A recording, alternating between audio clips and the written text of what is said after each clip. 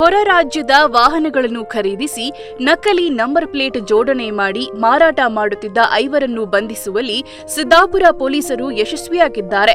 ಕೇರಳ ರಾಜ್ಯ ಸೇರಿದಂತೆ ಹೊರ ಜಿಲ್ಲೆಗಳಿಂದ ವಾಹನಗಳನ್ನು ಖರೀದಿಸಿ ನೆಲ್ಲೆಹುದಿಕೇರಿ ಗ್ರಾಮಕ್ಕೆ ತಂದು ಜಿಲ್ಲೆಯ ನೋಂದಣಿಯ ನಂಬರ್ ಪ್ಲೇಟ್ ಅದಕ್ಕೆ ಜೋಡಿಸಿ ಮಾರಾಟ ಮಾಡುತ್ತಿರುವ ನೆಲ್ಲೆಹುದಿಕೇರಿ ನಿವಾಸಿಗಳಾದ ಗ್ರಾಮ ಪಂಚಾಯತ್ ಸದಸ್ಯ ಶಂಶೀರ್, ಸಿಎಂ ಅಬ್ದುಲ್ ಸಲಾಂ, ಸಿಎಂ ಮಜೀದ್, ಮುಸ್ತಫಾ ಮತ್ತು ಕೆಟಿ ಶಾಜಿ ಎಂಬುವರನ್ನು ಬಂಧಿಸಿ ನ್ಯಾಯಾಂಗ ಬಂಧನಕ್ಕೆ ಒಪ್ಪಿಸಲಾಗಿದ್ದು, ಆರೋಪಿಗಳಿಂದ ಮಾರಾಟಕ್ಕೆ ತಂದಿರುವ 3 ಟವೇರಾ ವಾಹನವನ್ನು ಮುಟ್ಟುಗೋಲು ಹಾಕಿಕೊಂಡು ತನಿಖೆ ಕೈಗೊಳ್ಳಲಾಗಿದೆ.